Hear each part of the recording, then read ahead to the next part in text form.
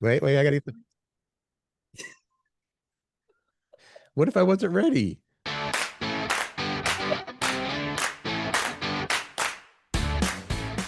Hello. Hello. Sorry, Curt Cruz. I It's thought all Curt right. was ready and I hit the record button. He's like, I'm not ready. Curt and Jen and the morning podcast. Thanks for being here. We would like for you to like, to follow, to love, to share, to subscribe. Is that all? I think All, whatever else you want to do would all be the things, anything that you can do to interact with the show. Super helpful. Happy Monday. It's the first full week of September. And Curt, you and I are not newly made billionaires or millionaires as it is. well, unless we live in what were the two states? Texas and Missouri. We're going to talk about that later. Yeah. You know what? Also today, which is National Star Trek Day. Yeah. That's not May the 4th be with you, by the way, Jen. Different. Yeah. May you boldly go where no one else has gone before or where no one has gone before. I like that. What your drink order says about you. This is according to people that serve you the drink. So they may know. And also embarrassing mistakes you've made at work. That was our question of the day that you answered. Yes, you did. Curt is going to teach us about clock blotching. Hey. Seven traits of highly successful people, Taylor Swift style. Okay, that's good. She's highly successful, wouldn't you say? I would say. And then a little fun thing that police departments are doing kind of around the nation, not here in Seattle yet. They're doing to make a positive impression. And I love it so much. That's why I'm talking about it. So, the billionaire thing you were talking about. So today is no different than any other day for us as far as that goes. Our lives were not changed by a whole S load of money that could have been won, but two selfish people from Texas and Missouri took our money, Jen. They get to split the $1.78 billion. So I looked up Curt because I really wanted to know. I'm like, oh, were there any big winners in Washington State? Mm-hmm. No, there were not. Of anything? I didn't say of anything, any big winners, anything of like. Okay, because I was going to go check and see maybe we made $1 million. No. Okay. Gosh. I thought you told me if I got it at Fred Meyer, it was guaranteed. Guaranteed. I just didn't. Maybe your odds were better because they had so many winners. Back down to some measly amount of money. The Powerball. I don't even. What does it start at every time? I don't know. Maybe like $1 million. Chop change. Over the weekend, some sportsy stuff. The Dogs beat UC Davis 70-10. They creamed them. I still think they should have a mercy rule at some point, even in NCAA and college. And it's like, you know what? Yeah. Let's just wrap it up, you guys. The Cougs beat San Diego State as well, which is exciting, right? We're kicking off the college football season in good style in our state. However, in the NFL, not so much. You watched the game, right? I didn't. Oh, that's why they didn't win. Yeah, they were looking back on it. This is one of the ones that you look back on and say maybe there was a couple questionable decisions, like why do they kick a field goal at this point and try instead of trying for 7? And ultimately, that's what kind of maybe cost them the game. It was there was almost a Russell Wilson type fourth quarter, 1 minute left to go, super comeback. But there was not, because I saw the final score. So there you go. And then over the weekend, does this deserve its own little song bump? Yeah. Okay, to change over the way. There you go. Over the weekend, things happened. I hosted the Little Lemon Drops fundraiser. Oh, my daughter worked at that. Riley worked at that with you. She did work at that, and she did a fantastic job. When it comes to inflating a 25-foot inflatable screen, it takes some effort. It's a two-person job at least, and so raised a lot of money. They were very happy, and I got to watch for the first time in my life on a 25-foot screen, Lilo and Stitch. I've never seen the whole movie either, Curt. Well, I didn't know that Stitch was kind of an a-hole at the beginning, wasn't he? Most of the movie, I'm like, this doesn't seem like a Disney movie at all. And Lilo was no, cup of tea either. She was sort of. This is why so much of America loves Stitch. Okay. What did you do for the weekend? You know what? My weekend was not very exciting at all. On Friday night, I did get to spend some time with Macy, so I loved that because my mama heart needed that. Uh, Okay. but really, helping Pat with the septic system and doing stuff around the house, that was pretty much it. But I did want to bring up that I'm pretty obsessed with, and I'm sorry I did not mention this sooner to people that shop at Ulta, or even if you don't, they're doing this 21 days of summer sale, and we do not get paid for this, by the way. But Mm-hmm. I was telling Pat, here's the thing. They choose like 10 products a day to put on sale. And when I say on sale, the products are half off. So like I'm trying a couple things that I was like, this is so expensive. I would never buy this for myself. But at half off, I'm like, okay, I'm gonna try to see if it gets rid of some of these dark spots off my face. Well, get closer to the camera. They're bad. They're like right here. And It's then working. what's gonna tighten up and like, No, I can see it's working already. I didn't even try it yet, Curt Cruz, so stop it. Oh, So anyway, oh. it goes until September 11th, so there's still some days left where you could take a look and see if there's anything you might want to try. So there you go. So you can look like the ultimate you. That's right, Curt. I like it. Terrible. I'm sorry. I had no idea these were on last night. I feel terrible that I'm saying this. The 2025 MTV Video Music Awards. What is the deal? They kicked off the night with Kenny G. Well, let me just take a step back first. You should not be embarrassed for not knowing that it was going on because They don't it even seems play pretty music videos insignificant. anymore. Mm-hmm. But people like award shows, and it's a chance to see some of your favorite stars come out and perform. So Kenny G, local boy, by the way, Yeah. he was there, but he was part of Doja Cat's performance. So that's why he was there today. Okay. All right. Or last night rather. So yeah, he is a. Did you know that our former music director husband, this is getting kind of deep, went to school with Kenny G? No, And Bob did. a real quick fun. I'm going to try to keep this quick, but this is such an awesome story. So Kenny G, many years ago, we're looking at maybe 20 years now.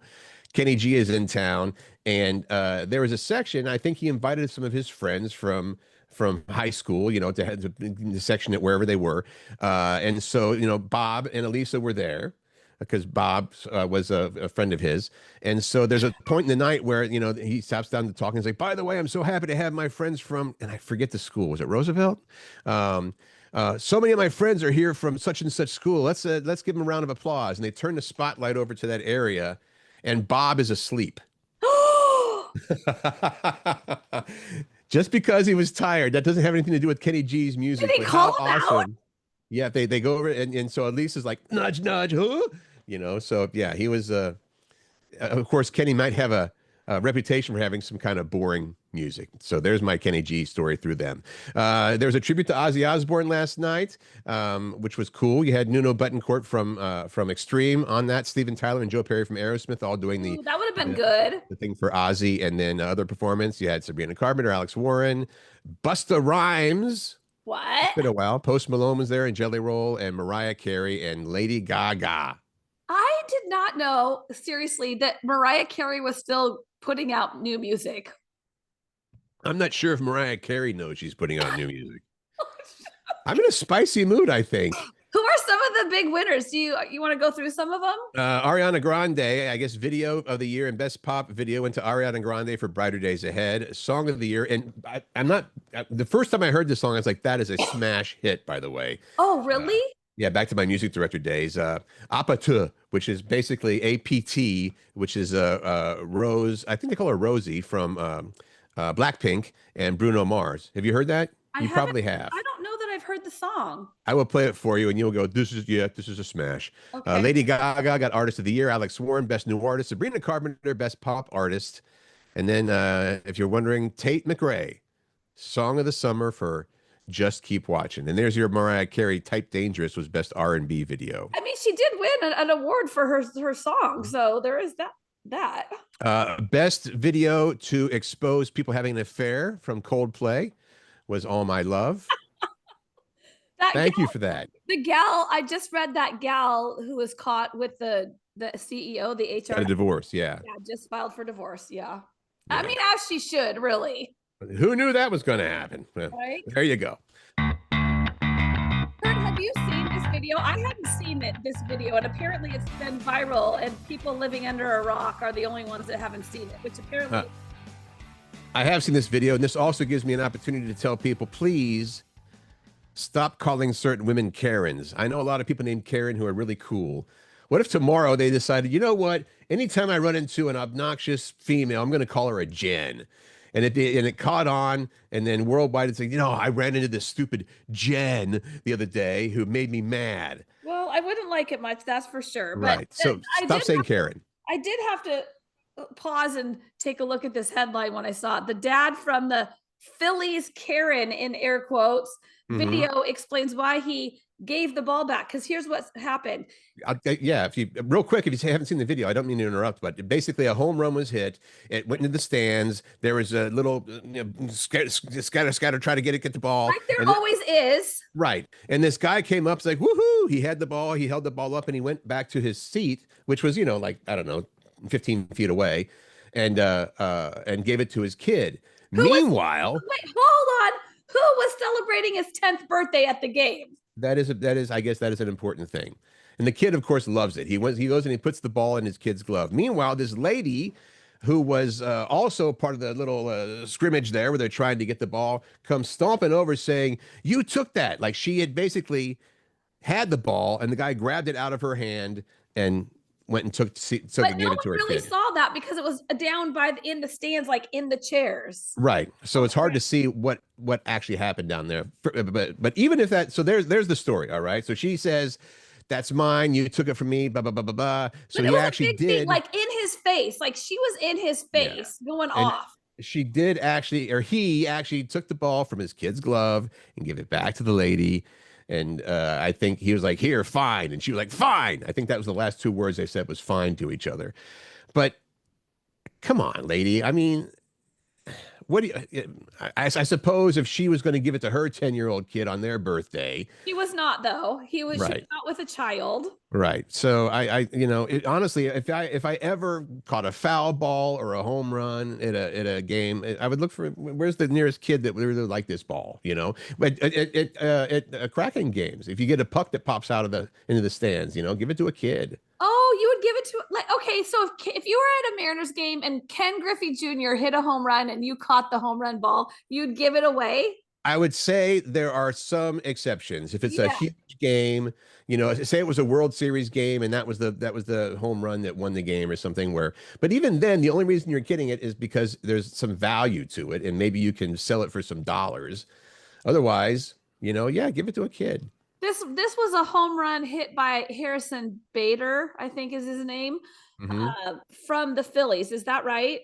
Yeah, it doesn't seem like it was any sort of a really, special hit. Yeah. Anyway, the dad did an interview and he's just like, you know what? I was trying to set an example of how to de-escalate a situation in front of my son. Period. Which is good. However, this is another one of these things where things worked out to his advantage because a Marlins employee came out and gave this kid a gift bag. And after the game, he got to meet Bader, who gave him an autographed ball. So there, lady. Okay. Yeah, he just said he did say to the as part of that other quote I just said, putting the ball in his son's glove and then taking it back out killed him, but we have to do the right thing.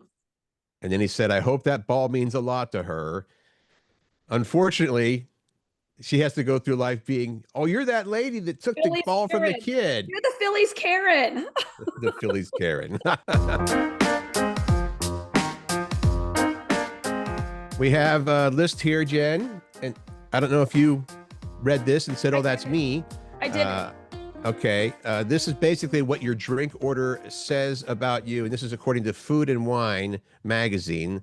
Servers chipped in and said, "Okay, if you get this drink, this is what it means about you." Okay. You want me to tell you what I just went to dinner last night. Okay. And what did you drink with your dinner? They had a lot of craft cocktails, but I opted for water. Water actually is on the list. We have only 5 here, by the way, of what they say, what this says about you based on your drink. Water, waiters will assume you're either focused on hydration or wanting to save money. They say there's a Oh, range here. If you order tap water, you're down to earth, but sparkling water says you're up for adventure. Ooh. mine was just tap water. Some of the other ones on here, like a cosmopolitan, easy for me to say. If you order this, you're extra fancy and possibly a huge Sex in the City fan. I mean, come on, just because Sex in the City, I mean, that's ridiculous. Whatever. Coffee can tell you a lot about a person. It depends on how you take it. If you take your coffee black, it gives off the impression that you're straightforward and ready to get down to business. But if you're drinking it with oat milk, nutmeg, and whipped cream, you're probably high maintenance, like a certain Phillies Karen. If you order hot tea, what happens? Who are you? You, hot tea drinker, are introspective, sincere, and know how to take care of yourself. Well, that's nice. What about if I want a Tito's and vodka? Does it have to be Tito's? If you order a Tito's and vodka. Oh, no, Tito's is vodka, isn't it? That's right. That's why I'm like, why is it saying Tito's and vodka? That is it. So if you eat a Tito's in whatever soda water. Oh, okay. Your bartender will make fun of you, mostly because Tito's is already vodka. Oh, that's what there's. We're saying. We're like, oh, okay. People will order it and say, "I'll take a Tito's and vodka." Okay, that makes sense in a silly way. So if you ask for a Tito's and vodka, you're asking for a double vodka. One bar even charges you $100 for a actual Tito's and vodka, which is just a double vodka, right? Yeah, I mean, I guess. Or you're just not asking for the right thing. Whatever. Is a single Tito's would be $50? I don't know. They're probably just charging people dumb prices for saying dumb things. Because they're already drunk. They'll pay this. They don't care. What do you think about this story, Jen? I feel like, here's what I feel like, Curt, seriously. I'm kind of feeling bad for Gen Zers because we're always picking on them. I was going to say the exact same thing. Here's another story where it says, oh, check out these Gen Zers. They're crazy. But that being said, this is generalization here. This is, and you can't make assumptions about a whole group of people. But this story headline is Gen Z employees need more praise than other generations. The kids who grew up getting participation trophies have entered the workforce, and surprise, they need to be celebrated even if they mess up. Come on. Well, there's a new survey, of course. Yep. 3/4 of managers say Gen Z employees need more praise than the older generations do, and 60% say Gen Z's performance improves with more praise. Now, that's just managing people differently, if you would, right? And I mean, they're saying this is a generalization, I know, and that doesn't work with the story. But as a manager, Jen, you know that there's some people that thrive on, you really ride them hard, I don't think anybody thrives from being yelled at, but I suppose that's another managerial style. But this one says give them more praise. Now, 7 in 10 of these people say Gen Z expects praise, though, just for meeting basic expectations. And a little over half say they want praise even when they fail. That would be an issue. What? 30% of managers say that Gen Z employees, even has gone as far, have cried after receiving negative feedback. And here's the 1 in 10. Did you read this? 1 in 10 managers say Gen Z employees' parents have contacted them following some critical feedback. What? Hi, this is Mrs. Smith. I understand you told my son he wasn't doing a very good job. You should probably stop that. Oh my God. Okay. Nearly All right. 40% have had a Gen Z employee call out sick the day after they get criticized, and 27% have had one quit over criticism. Shoot, I need to have like a baby crying noise here, right? I did. It's so funny because, I mean, I don't agree on the participation trophy thing. Like they're junk. You're paying money that you shouldn't need to be paying. But well, not even that. My ex-husband would always say, you know what, this generation's, they need to toughen up because they're not going to make it in the real world. Well, I don't even. Yes, I agree that, but it's also there are lessons to be learned from not winning. You know what I mean? And maybe it's inspiration to do better. Maybe you didn't try hard enough. Whatever. I mean, there's so many different things that I don't think it's a bad thing to lose every now and again. So I agree with that to a certain extent. Go Jen. Our question of the day: what's the most embarrassing mistake you've made at work? So we asked this on Friday. And people told some fun stories We here. might have to abbreviate some of these. I didn't read them in advance, Curt. I read this one in advance. Jenny said I was throwing a set of keys to my manager and it hit the customer in the head. Whoopsie. I think we could stop right there. Corey said Corey, I was backing the company car up and the door swung open and caught on another car and ripped the door off the hinges. I damaged the other car as well. My boss just looked at me and said, how in the hell did you manage to ruin 2 cars in 5 feet? Gerald shared that he used to work for a Seattle newspaper, and they had issues one time when they put out a accident. They wrote, "Here's our public notices," but they left out the L. So if you are interested in the pubic notices, they were there for you. Lily, here's another misspelling. Lily said we used a software named ProCount. ProCount. I sent out a mass email regarding the software, but left out the second O. The second O. See you that's next not good. Tuesday. That's not good. Pro, see you Let's talk about Mark Christopher. Okay. High school gig at Edgewater Hotel weekends, walking through the lobby with a room service tray, and a woman seemed upset and asked me, "Hey, does this place have a thing against?" Oh, it was a black woman. Does this place have a thing against a minority working? I said, "No. Actually, I'm only 16, but I can still serve from the bar." So she thought he thought that he was the minority because he was young. Oh, wait, what? So yeah, she said, "Hey, does this place have a thing against a minority working?" Right? She must not. Maybe she didn't see any other black people working or something like that. And he said, "No, actually, I'm only 16, but I can still serve from the bar if they need an extra hand." He was not the minority as a 16-year-old. Jeez Louise. Okay. Dan said I crashed a train. Oh, I know Dan. He works for the train company, BNS something. I crashed a train into another train, injured but no death. That was a bad day. Yeah, a train crash, I would think, would be a pretty expensive mistake. Becky, I was working for the Gambling Commission. I was in a hurry and driving a state vehicle. I backed out of my parking spot at my apartment, hit the carport post, almost took the entire carport down. And then the Gambling Commission made a rule about inattentive driving due to Becky. Okay. Alice said I inadvertently opened a spam email that became nicknamed the love virus. I remember that. There are warnings about the love virus. And it spread all over my school district. Another time I delivered some boxes to my classroom's back door. And as I was trying to back up on the playground, I knocked over a tetherball pole. If I was the one who was responsible for spreading a big virus, I'd feel pretty bad, I guess. Dorothy, I tripped over a hose across the sidewalk at school. This just last September and fractured my elbow. It was my first broken bone and first surgery. And now she is the proud owner of a 9-centimeter medical grade screw in her arm. Oh my gosh. Oh, the second one from Dorothy. Also, the time my students were in line and I was walking backwards to check on them as I turned face forward right into a pole. Oh no. Sounds like she was on the receiving end of these. This is like a lot of these stories are, oh, I screwed up at work and got in trouble because I damaged equipment, but she just damaged herself. I was trying to I want to give Brent some props for writing into his was long, so I was trying to summarize it. He was a congressional intern and he had to answer phones, and on his second day he got a call from Susan in quotes, and he didn't know that Susan was with the vice president's office, and he sent her to voicemail basically, and then got in trouble because then the vice president called and was like, what the hell? It was not the vice president of the company, the vice president of the country. Yes, I mean he was a congressional intern. Yeah, so that's a vice president that you don't send on to call me back. Yeah.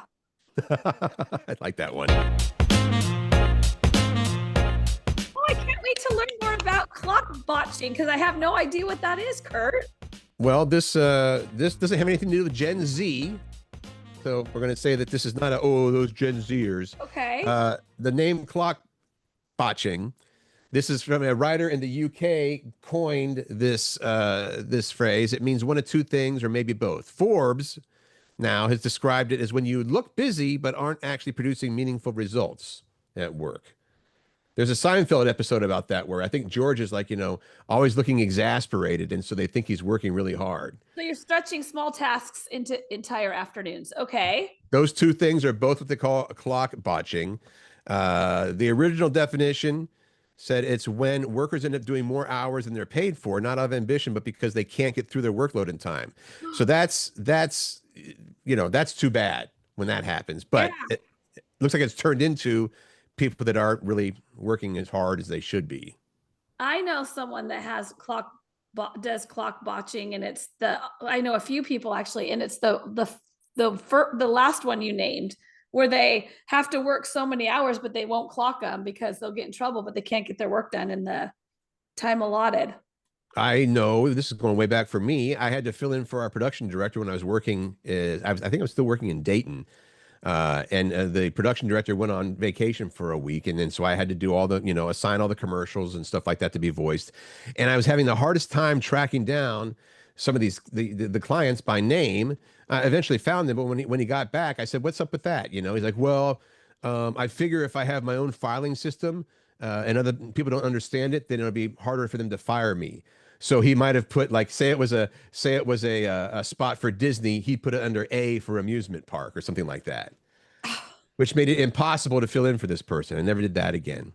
Whatever it means, is clock botching. It's a serious problem in 2025. It says it's caused by burnout and people feeling less engaged overall. Bad. It's not good. Not good at all. Yeah.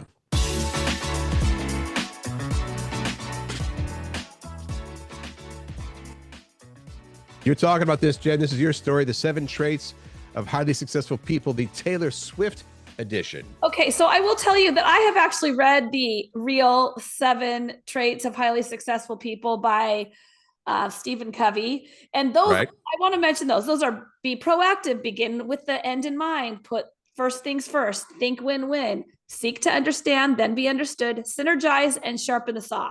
Okay, so those are the real ones. But then there was this person that must be a Taylor Swift fan that wrote an article about highly successful people and put it and matched it to what Taylor Swift does in her life. This says Taylor Swift is not just a pop superstar, according to this person. She's also a case study in what it takes to be wildly successful. A Harvard-trained expert broke it down into the 7 traits, like you said. They called these 7 traits that set unicorns, people who achieve extraordinary success, and it sets them apart from the rest of us. Okay, here's the 7 traits. Imagination. She turns tiny sparks, a phrase, a feeling, even an overheard line into entire worlds of music. Synthesis. She connects old and new ideas. Think Romeo and Juliet retold as a love story with a happy ending. One of the traits that she says is focus. No side hustles or distractions. Music is the mission, and she's never strayed from it. Doggedness. Even sick, exhausted, or singing in torrential rain, she gives fans the best show of their lives. Passion. She keeps the joy alive, finding ways to reignite her love for performing and songwriting. Reverence is on here, is number 6 of the traits. She treats her craft with awe and respect, fueling her purpose and keeping her inspired. And finally, commitments. Real greatness comes from sacrifice. Taylor Swift bet on music over everything else and stuck with it. So it says these traits aren't reserved for pop stars. Anyone can start practicing them. Pay attention to what inspires you. Say no to distractions. Stay persistent when things get tough, and commit fully to what matters most. That's the Taylor Swift playbook for success. And remember that the Stephen Covey book, The 7 Habits of Highly Successful People, was a huge bestseller. I mean, we put that in the category along with the Chicken Soup of the Soul series. Yeah. I mean, yes, in the business world, I would say yes. And kind of, sort of. And personal, what do you call that? Personal help books, self-help books. Well, I would see emulating Taylor Swift might not be a bad idea if you want to be ultra successful. But don't be disappointed when you don't reach her level of success, because that's a whole different level that not many people achieve. I mean, I hope that for you, and you should have that in mind for sure. Taylor has otherworldly success. She is an industry unto herself, I think. Yeah, so yes. Pretty impressive. Yeah. I love this so much. I actually used ChatGPT to say, can you please give me some good news stories? Because I need something. And this is what came up. This is a good news story for sure. This is one of them. Police ice cream trucks seek to portray officers in a positive light. And I love this. So across America, some police departments are handing out free ice cream and smiles on purpose. And some of the names of their trucks kill me. So there's ones that are called like Copsicle Patrol. Cop with a C, Copsicle. Okay. Freeze, you have the right to remain frozen. Let's chill together. And another one is to serve or to protect and soft serve. That's what I want. I think I want to protect and soft serve. I love this. It's just, so they're just like trying to humanize officers and build goodwill, especially with kids. Right. And they were talking about this one in Connecticut. They have an all electric truck. And this is also, people can't get, well, my taxpayer dollars. This is funded mostly through local business donations and community support. Children at schools and apartment complexes light up at the sight of the ice cream. Maybe they're going to get their Copsicle. It prompted one 11-year-old boy to say, instead of seeing people in jail, they're seeing kids be happy. And you must know this. I don't know if your ex-husband ever talked about this or not, but unfortunately, growing up, most kids see firefighters in their, hero. Basically, they're saving people and saving lives and putting out fires. And unfortunately, a lot of their experiences with police officers are not as, Yep. good. Firefighters are always the heroes. Cops always zeros. That's what he would say. And that sucks because they do police officers do a ton of good, and obviously they serve and protect, but yeah, they're going to put the bad guys in jail. Mm-hmm. Well, and also I think people look at them, oh, that cop pulled me over and I got a speeding ticket. Well, you were speeding. Obey the laws. Yeah. Not the cop's fault. It's literally their job to uphold the law. I love that story. And that was a good news story. I like it very much. We're already at the question of the day already. We are. I put this in because I think for most people in this area, this is the first full week of school that they're going to. And so I want to know what was, or maybe you're a teacher or maybe you're a student listening, what was or what is your favorite school lunch? Now, we're going to open this up to either lunches they bring from home or their favorite of the school lunches they get served at school. I don't care what it is. I mean, okay. I kind of had in mind, if you're buying school lunch at all, which one's your favorite? Like my favorite was those toasted cheese sandwiches that they had at school. I'm a peanut butter and jelly, strawberry jelly. That was what you when your mom packed your lunch, or did you make your own lunch? No, I don't think it was, I was at the make my own lunch phase in life at that point. So. But are you talking about, is that a homemade lunch or a school lunch? Did they have peanut butter? Oh, no, yeah, no, I bring that from home. There'd be a PB&J and then maybe some kind of, which is funny. There'd be some sort of sweet treat in there as well. But, PB&J is pretty much a sweet treat to start with. Peanut butter. So you like peanut butter with strawberry jelly on a certain kind of bread? I wasn't that picky. Thank you very much. Oh, I am, because if I'm eating a peanut butter and jelly sandwich, it has to be like the softest, freshest white bread. Well, you are now, but what about when you were in 5th grade? Yeah, if my mom put it on wheat bread, I'd be like, bleh. Well, actually, that did, well, we wouldn't have any bread in the house that the kids didn't like, That was so. All right. So there's a couple. What was or is your favorite school lunch? We'd love to know, and we will have your responses when we're back on Wednesday. That's right, because we have new episodes every Monday, Wednesdays, and Fridays. We are glad that you decided to let us be part of your day. Thank you for that. Mm-hmm. Post that question on Facebook, by the way. What's that? We'll post the question on Facebook.